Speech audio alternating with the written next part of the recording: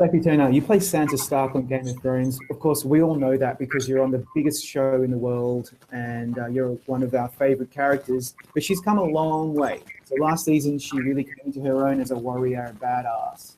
And what did you think of that? Did that make you happy? Oh yeah, I was really kind of thrilled because from season one, I always saw something of a warrior in Sansa that other people I don't think really saw. There was because she was kind of a silent warrior throughout, being staying silent and just absorbing these lessons from all of these different kind of influences in her life.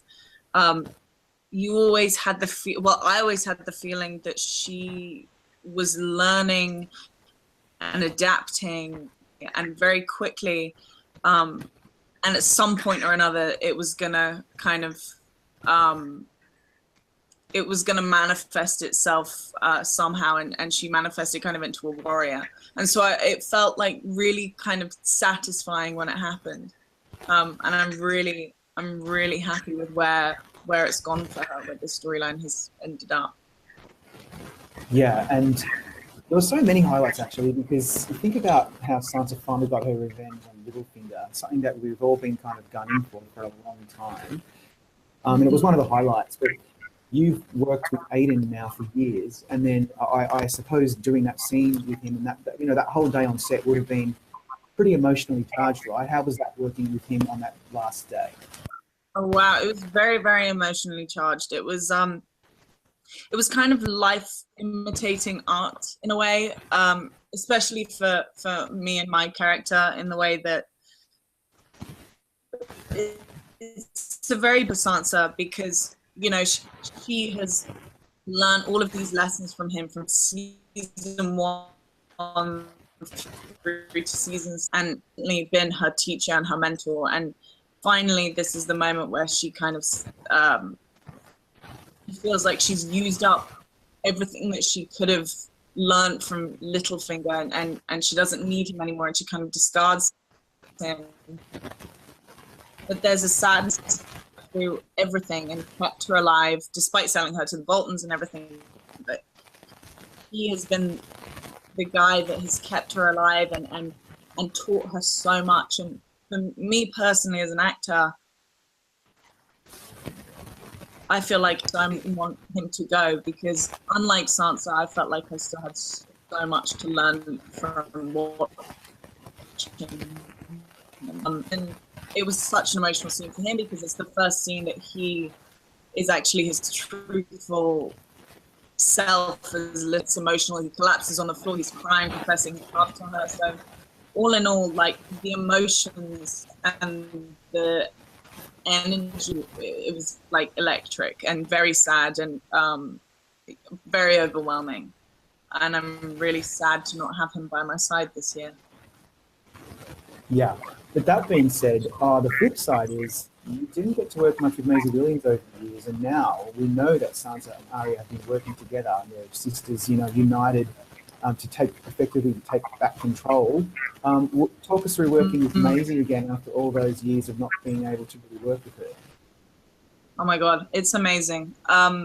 It's so much fun. Maisie and I think there's a problem in there, the fact that Maisie and I are best friends, and we came into it thinking, if Sansa and Arya ever meet again, it's gonna just be like Sophie and Maisie, but it is not. It's very difficult to have this incredible kind of tension with someone when they're your best mate. So it proved a little tricky working together, because all we wanted to do was have a laugh, but Game of Thrones is no laugh. But from an actor point of view, it was really fascinating, because we've lived out the timeline. So Sansa and Arya haven't seen each other since season one, and were very different people back then, and coming back into it and seeing the way the way I is for both of us, because it's not what we were used to working together. So in a way, that was life imitating art too. just without the tension and backstabbing and conniving. It was really interesting to see, you know, to see how far they've come just by not working together for the past 7 years. You can see the change. Yeah, you know, well, that's really encouraging. And thinking of that, what this show does or has done over the seasons more so is given women the center stage. Like the strongest characters on this show are women, which is really cool. Something that women can look up to and admire. What do you think of that? Like, you're one of now a few really powerful women on this show. I mean, I think it's really amazing. I think we do have such powerful women on the show, but not like they're all powerful, but in their own right and in their own very different ways, and they emulate different kind of strength and different ways that a woman can be strong, which I think is the great thing about this show. Is like it's not, they've not all come up in the same way and risen to power in the same way by doing the same things. You know, you have Arya, who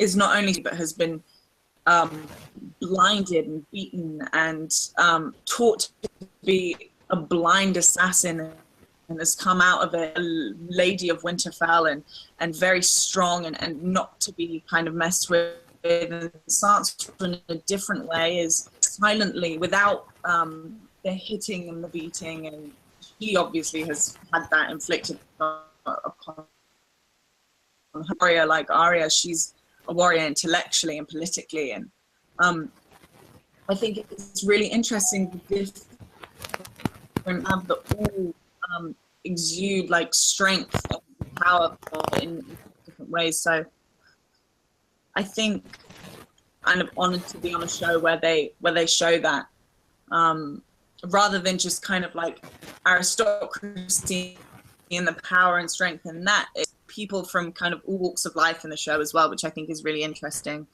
That are all women to be admired. There's a huge variety in that.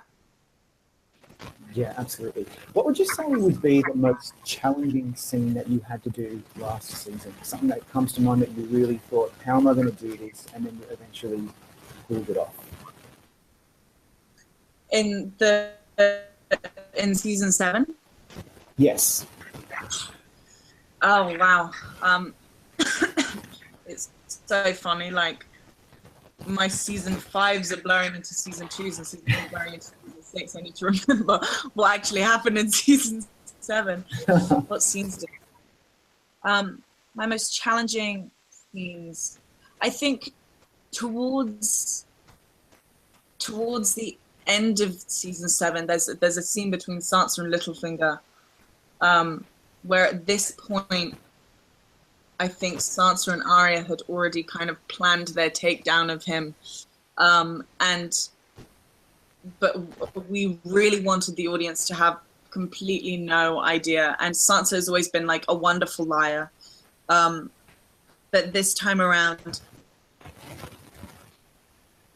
I found it very tricky to play as if I was still very much under Littlefinger's influence, and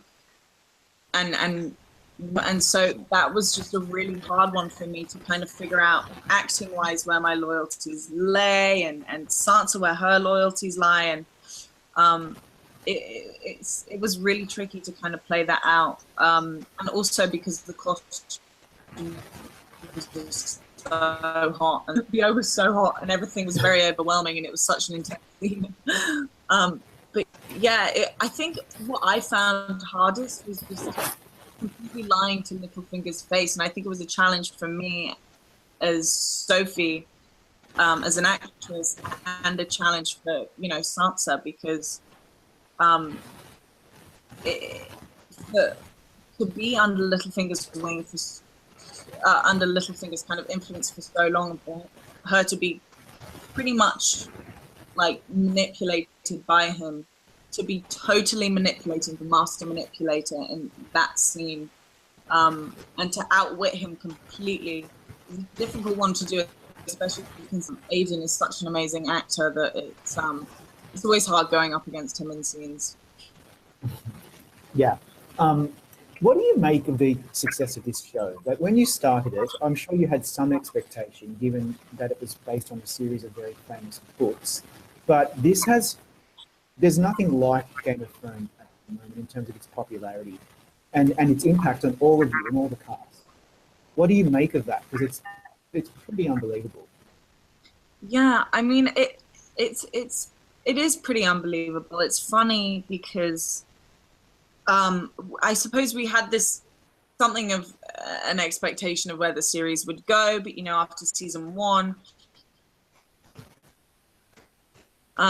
it's very ambiguous. It was ambiguous as to whether it was going to be picked up even after the pilot for season 1 and then season 1 to season 2, and it was never like an instant success as a show. It kind of snowballed very gradually as the seasons went on.